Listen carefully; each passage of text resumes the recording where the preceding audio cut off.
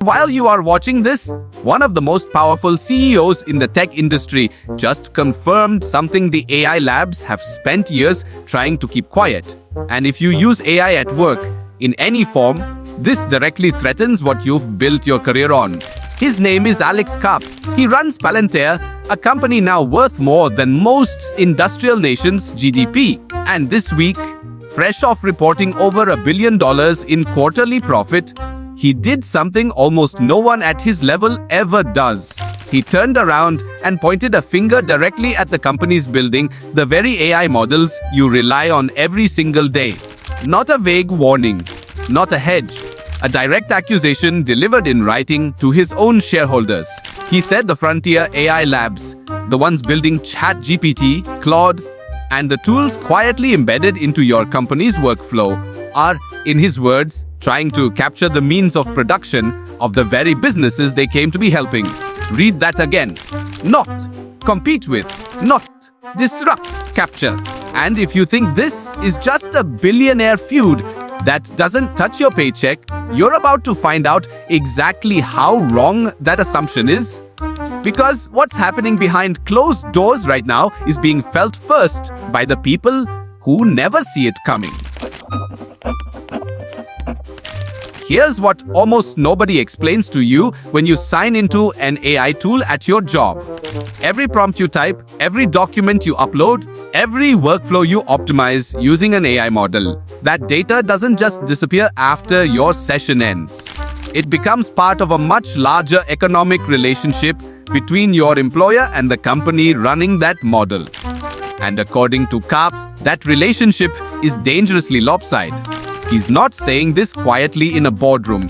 He said it on camera, arguing that enterprises are being pushed to hand over their intellectual property, their processes, their institutional knowledge, the things that make their business defensible, in exchange for access to tools that, in the long run, make them more dependent, not more powerful. Think about what that means for you specifically.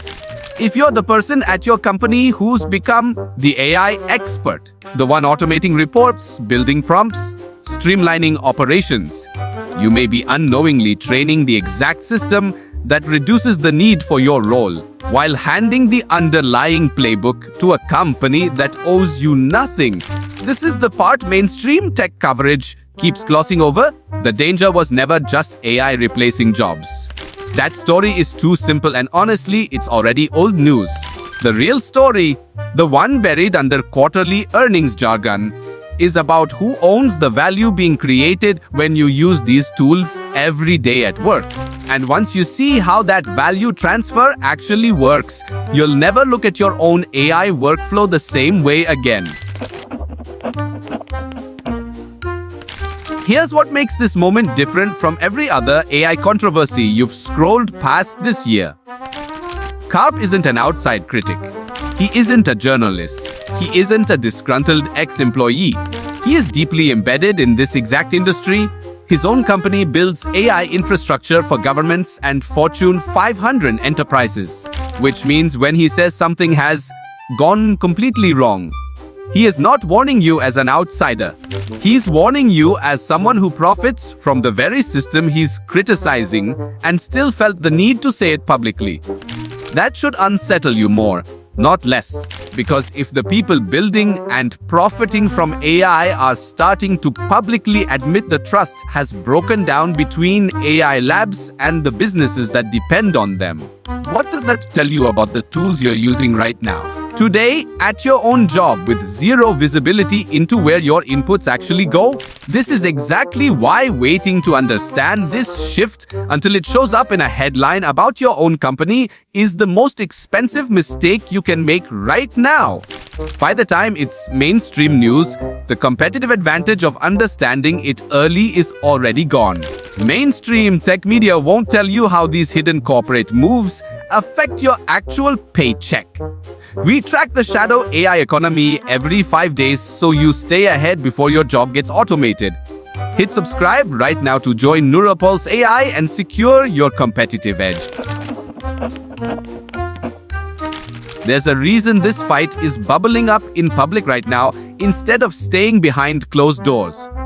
It's not random timing. It's happening because the AI labs are under new pressure, competing with cheaper, faster, moving alternatives from overseas. And enterprises are starting to notice that the partnership pitch they were sold doesn't match the reality of what they're being asked to give up. Karp's own commentary points to a deeper anxiety spreading through corporate America. Executives are privately telling him they feel like they're being strung along by promises of transformative AI value while quietly surrendering the operational data that makes their businesses unique. That's not a minor technical complaint. That's a structural warning about the entire relationship between the people building AI and the people paying to use it. And here's the uncomfortable truth underneath all of it. This dynamic doesn't require a scandal, a leak, or a whistleblower to hurt you. It's already built into the default terms of how you interact with these tools every day. Nobody has to do anything malicious for you to lose ground.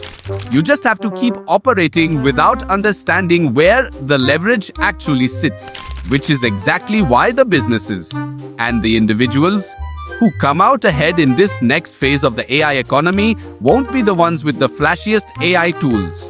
They'll be the ones who understood the power dynamics earlier to protect what mattered before everyone else caught on. So where does that leave you specifically today? It means the smartest move isn't to panic and abandon AI tools. That ship has sailed, and pretending otherwise puts you even further behind. It means understanding clearly and specifically what you're trading away every time you rely on a closed AI system for something that matters to your career or your business. It means asking the question almost nobody at your company is asking out loud: who actually benefits long-term from the way we're using this technology right now? Because the people who figure that out early, who start treating their own knowledge, workflows, and data as assets worth protecting rather than freely handing them over, are the ones who will still be standing when this shakes out. And the people who don't ask that question at all, they're the ones this story is quietly being written about, whether they realize it yet or not.